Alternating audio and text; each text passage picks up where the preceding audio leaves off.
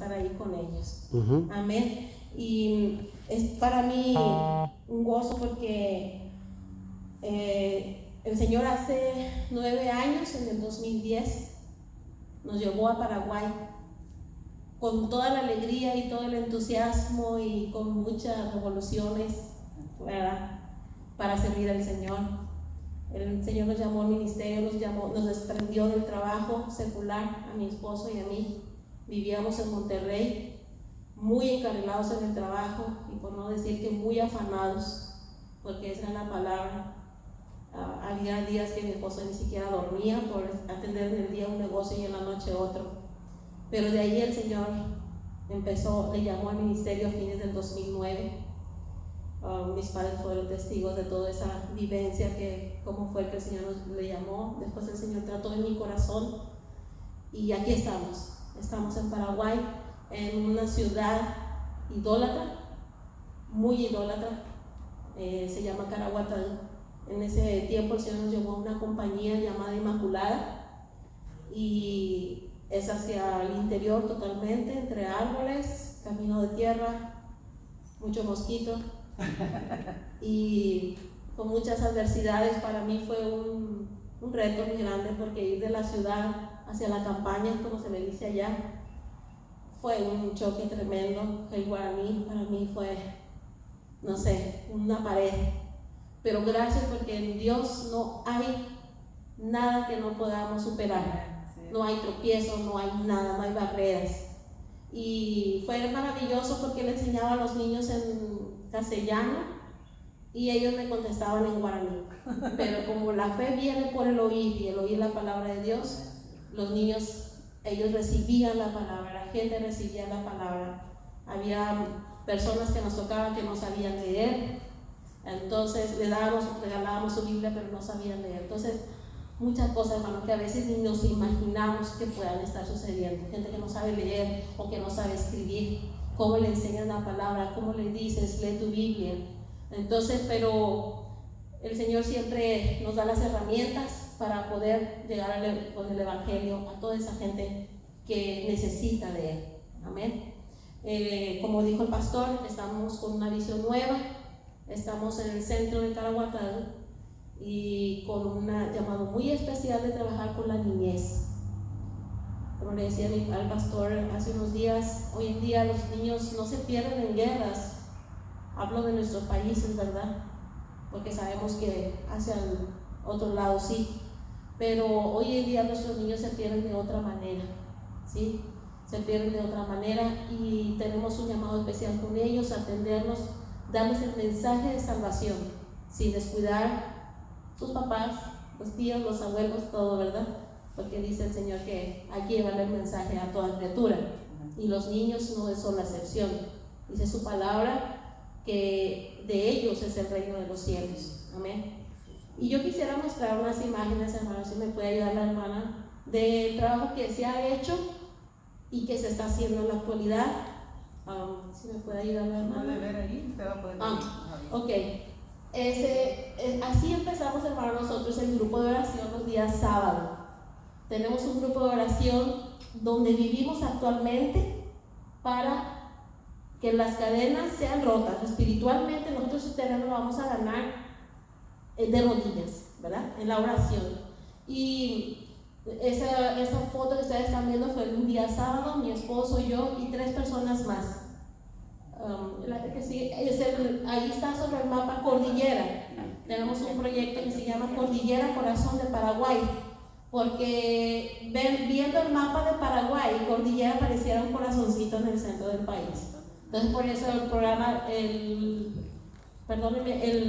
proyecto o la misión es Cordillera Corazón de Paraguay, y ese es el estado en el que nosotros estamos trabajando. Cordillera, hermanos, fue un estado muy golpeado por la guerra hace algunos años. El pastor sabe mejor que nadie la historia del Paraguay y es por eso que tenemos esa visión. Ahí está mi familia, debajo de esos árboles que se ven al fondo, ahí empezó nuestro trabajo para el Señor. Mi esposo Pedro y mis hijos Eliseo y Pedrito. Ahí estamos, esa es Inmaculada. Ruta es hacia Alfonso Loma, por si un día van. Aquí estamos, ese es en el municipio de Santa Elena. Santa Elena también pertenece a Cordillera y estamos orando por todos los municipios de ese estado. Y estoy su servidora en esos caminitos hermosos de tierra que cuando llueve, hermanos, pareciera que trae uno botas, pero de puro lodo, de puro barro. Ese es el trabajo que se ha hecho con ellos, hermano. Ese dibujo muy especial, yo le decía a la pastora, lo hizo un niño que hoy tiene 12, 13 años, porque si observan bien, son 2 árboles, y es porque ahí empezó la obra, el Señor, ahí empezó la obra, y él puso los 2 árboles y puso Dios ahí en medio, no sé si lo alcanzan a ver. Eso era lo que él percibía, lo que él sentía, y puso hasta una guitarra en un costado, porque había un hermano que tocaba guitarra, José, y es por eso muy especial. Gracias al Señor, porque al principio teníamos solamente un banco, después Dios se proveyó una mesa, y poco a poco fue creciendo el grupo. Aquí estoy yo, debajo de esos árboles, el grupo de niños. Hubo días de invierno en el que no podíamos estar afuera, y adentro en mi casa, ahí atendíamos a los niños, o sea, mi humilde casa, que en ese tiempo era nuestra casa. Todo eso fue el trabajo que se hizo con ellos en esa compañía de Inmaculada. La hermana que ven aquí en esta fotografía es la hermana Verónica, fue la primerita que llegó ahí, y ahora ella es maestra de niños también. Y ella también nos está apoyando en la oración los sábados. Estas fotos, hermanos, que ven ahora es en la actualidad, ahora en este tiempo. Ellos se llama Pedro Daniel. El Señor nos mostró ir a esa casa idólatra, muy idólatra. Recibieron al Señor ya. Se les sigue visitando, porque no es así que de la noche a la mañana muchas cosas, pero se les sigue visitando.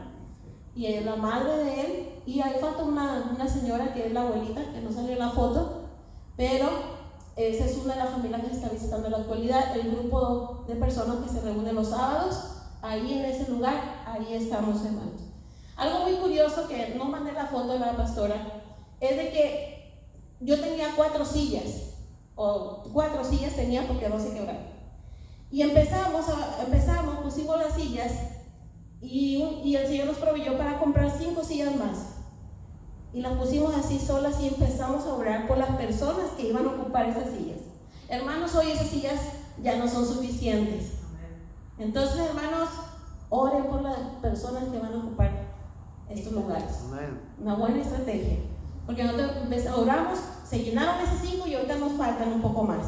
Entonces, si vieron el grupo que había, con 5 sillas no es suficiente. Entonces, ese es del grupo de sábados, hermano. Esta foto de aquí de abajo, la foto de la derecha, ellos son los primeros discípulos, Verónica y Francisco, que hasta hoy, si los ven, acá están abajo.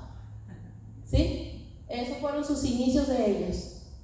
Y acá están abajo, que son los que nos están apoyando los sábados en la oración.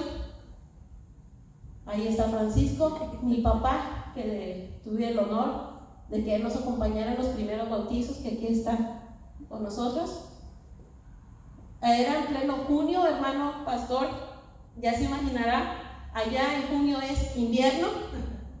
Entonces estábamos en el lago Ipacaraí, y ahí ese día hizo tremendo frío, pero aún así los hermanos bien valientes, ellos querían bautizarse.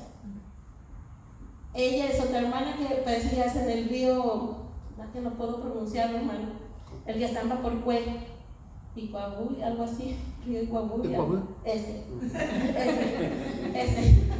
Y ahí este es otro bautismo, mi esposo con el hermano Francisco allá atrás, que ha sido un fiel compañero ahí con nosotros.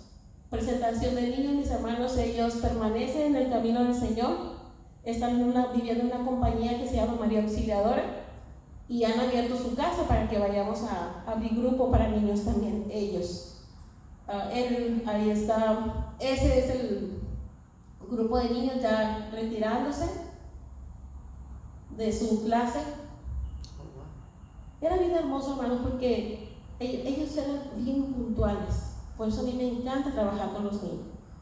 Eran bien puntuales. Y sabe que creo que deberíamos de a veces imitar un poquito a los niños, ¿verdad? Porque ellos tienen una gran expectativa siempre, y cada día ellos iban con un corazón bien dispuesto a escuchar. Hermanos, ese niño que vende camisa de playera roja, él emigró a Argentina. Ahora ya es un jovencito, un joven. Emigró a Argentina él, pero ¿saben qué? Él se congrega en una iglesia en Argentina. Entonces, hermano, el trabajo que se hace no es en vano. Amén. Nada. Dice la palabra del Señor que uno siembra, el otro riega y el Señor, pero es el que le da el crecimiento. Amén. Entonces, nada es en vano en la obra del Señor. Ahorita se me fue el nombre de él, pero él se congrega en una iglesia en Argentina. ¿Sí? No sé si ya no hay más mañana. Ok, bueno. Yo les animo a que, pues pareciera a veces que no pasa nada, pero la palabra está sembrada. Amén. Y si en nuestro alcance está seguir trabajando, hay que hacerlo por esa persona, aunque sea uno. ¿Sí? Aunque sea uno, hermano. Les animo a ganar, aunque sea uno. Amén. Yo quisiera leer respecto a lo que es dice la palabra de Dios en Marcos 10. No es el mensaje, hermano. Yo traje un breve pensamiento, pero quiero para acompañar un poco lo que hablé. Dice Marcos en capítulo 10, del versículo 28 hasta el 30, dice así: entonces Pedro comenzó a decirle: he aquí, nosotros lo hemos dejado todo y te hemos seguido. Respondiendo Jesús y dijo: de cierto os digo que no hay ninguno que haya dejado casa, o hermanos, o hermanas, o padre, o madre, o mujer, o hijos, o tierras, por causa de mí y del Evangelio, que no reciba 100 veces más ahora en este tiempo, casas, hermanos, hermanas, padres, hijos y tierras, con persecuciones, y en el siglo venidero la vida eterna. Nada de lo que hagamos por causa del nombre del Señor queda sin recompensa. Yo recuerdo cuando me fui, pues iba muy gustosa, pero al mes se empiezan a bajar esas revoluciones. A los 2 meses se empieza a bajar las revoluciones. Y venía mucho esa palabra: nadie que haya dejado madre, padre, casa, comodidad, diría yo, por causa del nombre de Jesucristo, queda sin recompensa. Cuando nosotros nos fuimos, hermanos, solamente fuimos mi esposo y yo. Íbamos, en mi caso, había perdido yo la esperanza de ser madre. Y estuvimos sirviendo, y al año de estar sirviendo allá, sin proponerlo, sin buscar, el Señor me da mi primer hijo. Allí el Señor hablaba, dije: es verdad, dejé mi padre y mi madre por causa del Evangelio, pero algo que médicamente estaba imposible, Dios lo hizo posible. Entonces nada queda sin recompensa. Y en la vida eterna, dice, todavía, y él sigue, la vida eterna, en el siglo venidero, la vida eterna. Sí, hermano, les animo, lo que hagan. La obra misionera no se corresponde solamente a uno solo o a dos. La obra misionera es tarea de toda la iglesia. Por mucho tiempo yo he escuchado decir que se hacía de 3 maneras, pero yo les quiero decir que la obra misionera se hace solamente de 2: yendo y orando juntos, y dando y orando. Para mí, esa es mi perspectiva de ver las cosas. La obra misionera solamente se hace de 2 maneras: yendo y orando, porque si me voy y no oro, al menos voy a querer regresar, ¿verdad? Pero si doy y no oro, el brazo se cansa rápido, ¿sí? Entonces, hermanos, dice la palabra del Señor que somos los encargados de anunciar las virtudes de aquel que nos llamó de las tinieblas a su luz admirable. Así que, hermanos, yo les animo en esta tarde a que le pregunten a Dios: ¿yo de qué manera puedo servirte en el reino? Trabajar en el reino de Dios es la mejor manera, es la mejor inversión que podemos hacer. Así que les animo en el nombre de nuestro Señor Jesucristo a que le pregunten a Dios: ¿yo de qué manera puedo hacer algo algo por tu reino. Amén. Les voy a invitar a que traje un mensaje para edificación de la iglesia. Estaba entre si les daba un mensaje misionero o este. Así que en 2 de Samuel, perdón, no les dije la cita. En 2 de Samuel, capítulo 6, del versículo 1 al 3.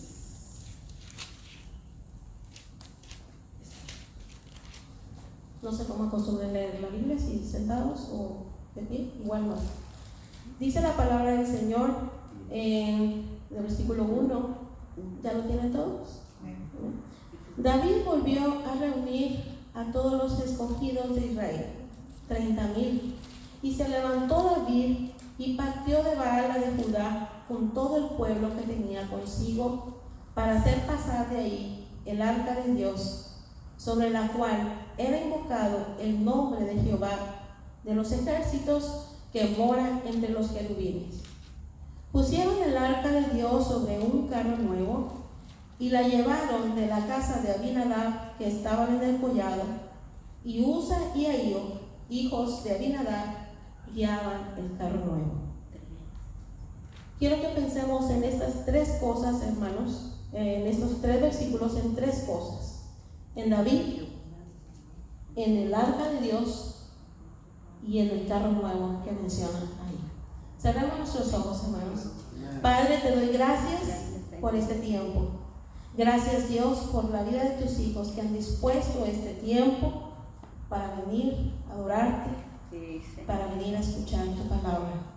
Gracias, Señor, por la vida de tus siervos que han abierto las puertas de este lugar para que ministremos tu palabra. Bendigo este tiempo, Señor. Toma el control, Espíritu Santo, y habla a nuestras vidas. En el nombre de Jesús. Gracias, Dios. Amén. Les decía que pensáramos en 3 cosas, en 3 cosas que para mí son importantes y que veo y que va a ser importante va a ser clave para el desarrollo de este mensaje. Le he puesto por título a este pensamiento: llevando la presencia de Dios a casa. ¿Por qué le puse así? Porque aquí en esta parte, en ese pasaje, dice que David reunió 30,000, escogió, quiero pensar que los mejores, los más valientes, ¿verdad? Los que tenían aptitudes, ¿verdad? Y los reunió para llevar el arca hacia Jerusalén. ¿Dónde estaba el arca? Dice que estaba en Baala. Si leemos los capítulos anteriores a este capítulo del 6, nos habla todo acerca de una guerra que hubo entre la casa de Saúl y los seguidores de David. Después de que Saúl muere, hubo una guerra, digamos, interna por quién sería el siguiente rey. Si los hemos leído los capítulos anteriores, todos los primeros capítulos de 2 de Samuel habla acerca de eso. Los descendientes de Saúl, obviamente por ser descendientes de ellos, querían que alguien de esa casa fuera el siguiente rey. Pero recordemos que David ya había sido ungido como rey aún cuando Saúl vivía. David ya había sido ungido rey.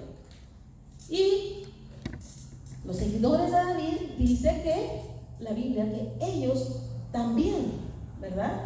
Había, por decirlo así, 2 bandos, ¿verdad? Pero al final de esta guerra interna que ellos tuvieron, David es proclamado rey. Y una de las primeras cosas que él hizo fue tomar a Jerusalén, que estaba habitada por los jebuseos. Lo sacó y eso fue lo primero que él hizo. Y lo siguiente que él propuso hacer fue llevar el arca hasta Jerusalén. El arca representaba la misma presencia de Dios. En ese arca estaban las tablas de la ley, estaban los panes de la propiciación, representaba algo santo el arca. Dice aquí que sobre el cual era invocado el nombre de Jehová de los ejércitos. Cuando David se propone llevarla, reúne a sus 30,000, dice que los puso sobre un carro nuevo. ¿Pensamos en eso? Sobre un carro nuevo. No agarró algo viejito o algo que estaba por ahí abandonado, dice que él agarró un carro nuevo. Y cuando por fin emprende ese recorrido de Baala, iban 2 personas ahí. Si nos fijamos en la lectura, era Usa y el otro era Ahío, a ver si lo estoy pronunciando bien, Ahío, así lo leo yo. Y cuando van en ese recorrido,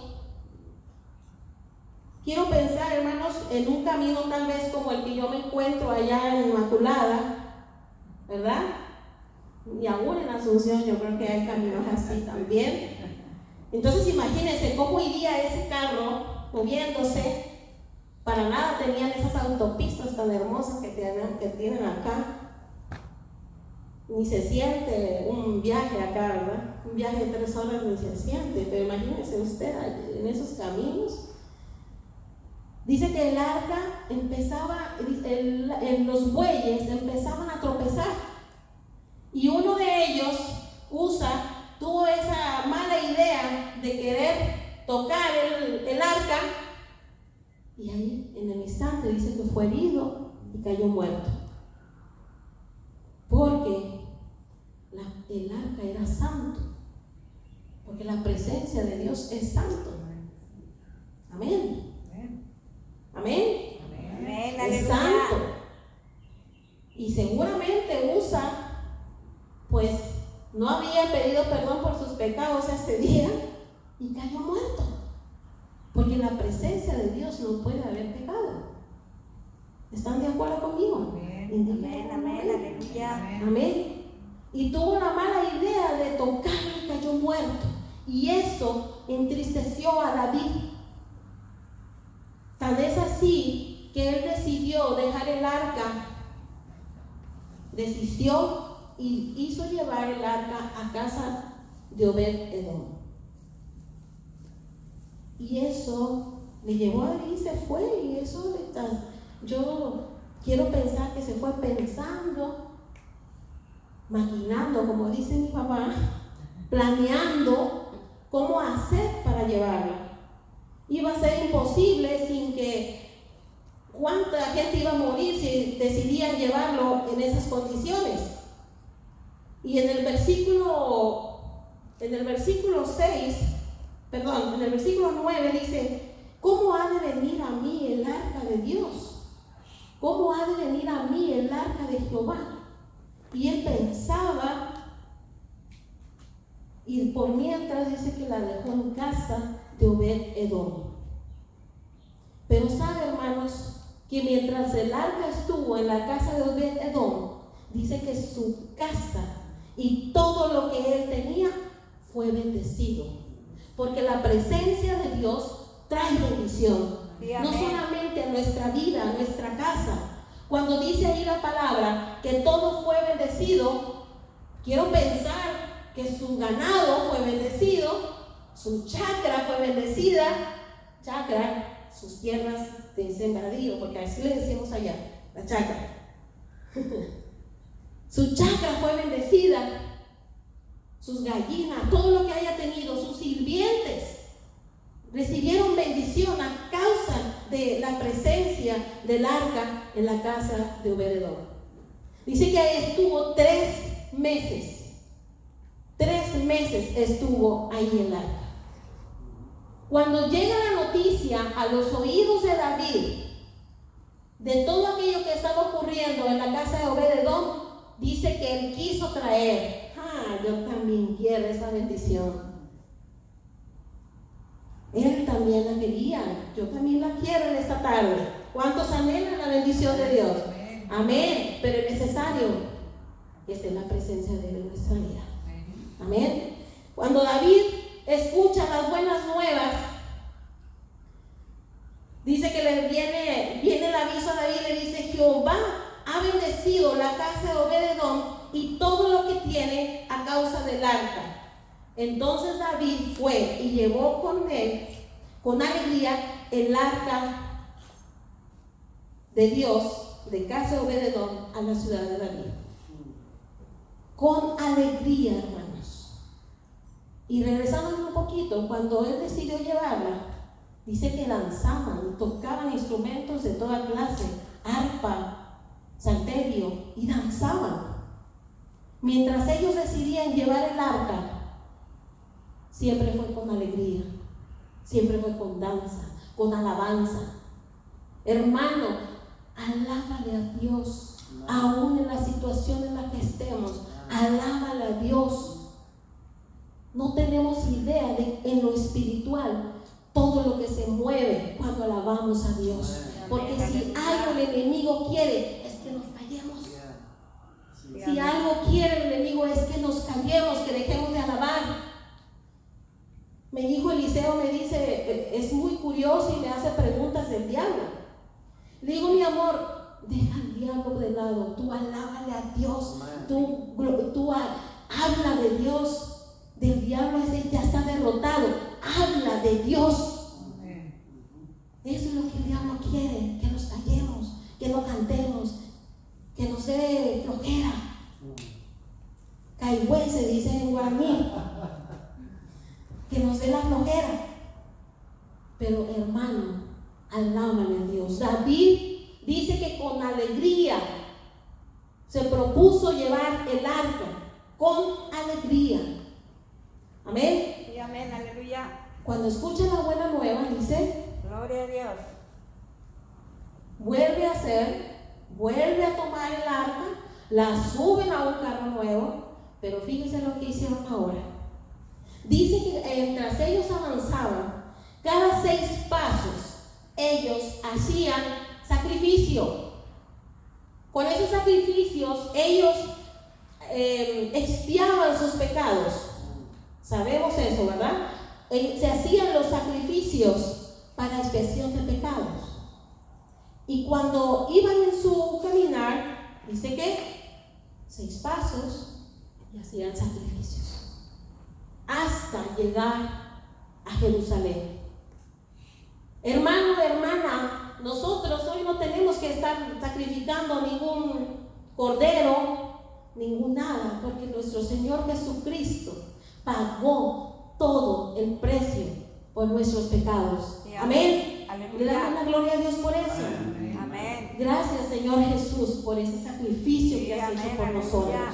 Porque gracias a ese sacrificio, hoy no tengo que ocuparme de dar gracias a Dios. Amén. Y entonces iban avanzando en su caminar hasta llegar a Jerusalén. Hoy en día, hermano, no tenemos que hacer ese sacrificio, gracias a nuestro Señor. Pero es necesario sacrificar otras cosas. Es necesario dejar aquello que me aleja de la presencia de Dios. Las rencillas me alejan de la presencia de Dios. Las discusiones vanas me alejan de la presencia de Dios. Las envidias me alejan de la presencia de Dios. Si hermana, pero yo ya soy un hijo de Dios, que estoy bautizado, no tomo, no fumo, pero a veces hacemos cositas que todavía necesitan ser limados en nuestra vida. Sí, aleluya. Esas cositas, por no decir de pecados, pero son pecados. Las envidias, que cómo se da, ¿verdad? Es necesario dejar la palabrería, las malas palabras, las maldiciones, que lejos de exaltar a Dios, lo entristecen. Porque no podemos venir a alabar a Dios el domingo y entre semana estar vociferando, ¿verdad? Eso me aleja de la presencia de Dios. Sí, amén. Cuando David dice él que con alegría, él siempre, hermanos, para él era de sumo gozo llevar el arca hasta Jerusalén. Él no le importaba, él danzaba, cantaba, no le importaba la crítica, el menosprecio. Él se proponía llevar el arca hasta Jerusalén. Amado hermano, David, cuando iba entrando a Jerusalén, dice que Milca, una de sus mujeres, le miró y le menospreció en su corazón. Y él le dice: por causa de Jehová, yo me haré más vil. No le importaba, él era el rey. Él no estaba en esa postura: soy el rey, pues yo tengo que, ¿verdad? No, él danzaba con alegría, era el sumo gozo para él. Cuando por fin llega el arca, dice que él hizo una gran fiesta, hizo holocausto, repartió al pueblo torta, carne, de todo él repartió, porque estaba feliz, porque por fin el arca había llegado a Jerusalén. Fue lo primero que él se propuso, hermanos. Después de haber tomado Jerusalén, fue lo primero que él se dispuso. Amado hermano, hermano que estamos en esta tarde, que me escuchan a través de la internet, antes de proponernos cualquier cosa, cualquier título, que nuestra prioridad sea llevar la presencia de Dios.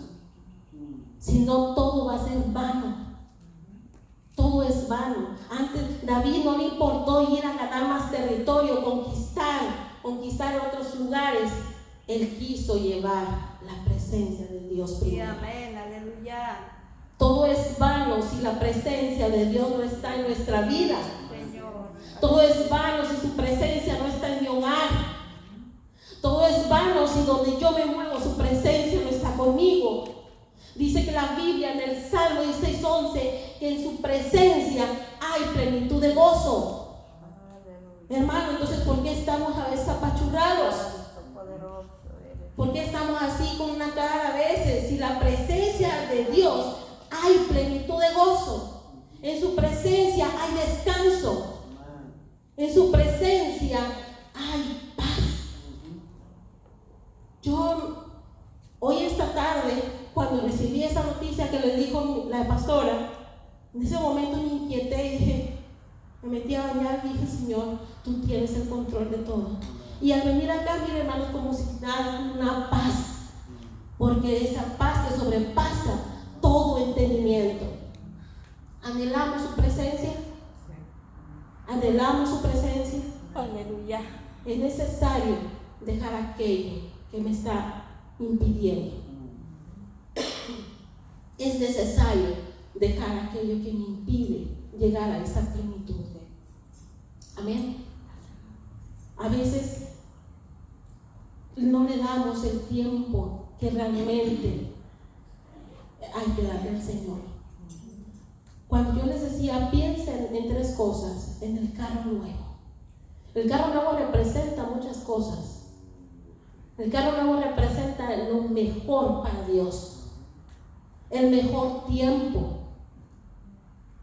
calidad de tiempo a nuestro Dios. Dejamos a veces, estamos afanados en las tareas, en los afanes del día, y nos olvidamos de doblar la rodilla ante el Señor. Decía alguien que la oración era su mejor remedio, porque nada más se hincaba y se ponía a dormir. Entonces, para ella era remedio para el insomnio. Entonces, hermanos, a Dios hay que darle lo mejor. Antes de iniciar nuestro día, que le demos ese tiempo al Señor. El mejor tiempo. No voy a decir ahorita el nombre de la persona, pero hay una persona que dice que a lo mejor me puede escuchar después. Decía que estaba a punto de conocer toda la vida de Josué. Ya ve que ahora está de moda hacer novelas de los grandes hombres de la Biblia. Bueno, no sé aquí en Estados Unidos, pero allá por México, por Paraguay, estaba Moisés, y él estaba con, no sé si Moisés o Josué, Y dice que ya estaba a punto de conocer todo de Josué. Estaba muy orgulloso y porque estaba viendo la novela. Y le preguntan, y hermano, ¿cuánto tiempo pasas viendo esa novela? No, pues 1 hora. ¡Wow! 1 hora. ¿Tú tienes idea de cuántos capítulos puedes leer en 1 hora de este libro? Y conocer no solo de Josué, de Moisés, de cuántos hombres que amaron y sirvieron al Señor con todo el corazón, pero prefería pasarse 1 hora viendo la novela. Y yo no digo que las cosas sean malas, las cosas se convierten malas a nuestra vida cuando le damos más tiempo a esas cosas vanas que al Señor. A Dios hay que darle la mejor calidad de tiempo. Dice la Biblia que todo lo que hagamos, lo hagamos con el corazón. Nuestra mejor actitud al venir a la casa de Dios, nuestra mejor actitud al venir a servir, a venir a trabajar, nuestra mejor actitud al darle al Señor. Eso debería, ay, otra vez conmigo, mamá, por favor. No es aquí, es en otra parte. Es en otra parte. Yo nomás les digo por si acaso.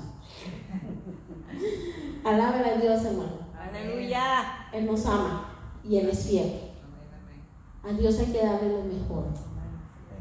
Doblar nuestra rodilla y leer su palabra. Me dice hace un tiempo alguien, dice, ¿cómo a mí Dios no me habla? Dice. Porque yo le contaba mi experiencia de que Dios me había hablado hace como unos 15 días en un versículo de la palabra. Dice, ¿cómo a mí no me habla? Le digo, pues dale chance a que te hable. Si no abrimos la Biblia, como el Señor me va a hablar. Amén. Queremos que el Señor nos hable. Habla la palabra del Señor. Queremos que Dios obre. Oremos al Señor. Amén. Aleluya. Si en esta tarde, hermano, hermana, hemos extraviado la presencia de Dios, es un buen tiempo para retomarlo, para renovar ese tiempo con nuestro Dios. Sí, amén. A Dios le damos lo mejor de nuestros recursos, de nuestro tiempo, de nuestra vida, y todo lo que tengamos va a ser bendecido. Amén. Si lo cree, diga conmigo un amén. Amén. Amén.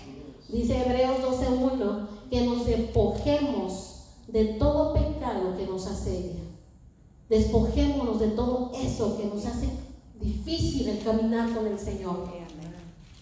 Hermanos, los atletas usan unos tenis o championes, como se dice en Paraguay, muy livianos. A lo mejor alguien de ustedes ya sabe esto que les voy a decir. No usa un tenis común que usamos nosotros del diario. Usan unos tenis finos, delgados, de un material liviano. ¿Por qué? Porque eso le va a hacer su carrera más ágil, más ágil. Si en esta tarde tal vez dices, no hermana, pues yo no tengo nada que dejar, pero siempre hay algo que tenemos que dejar. Aquellas cargas que me hacen a veces estar pensando más en el problema que en la solución, que es Cristo. En esta tarde podamos decir al Señor, me despojo de esta carga, Señor, yo no puedo, pero tú sí puedes. Amén. Dice su palabra, venid a mí todos los que estéis cansados y cargados, que yo os haré descansar. Amén. Si en su presencia hay plenitud de gozo, ¿por qué entonces no la busco? ¿Por qué entonces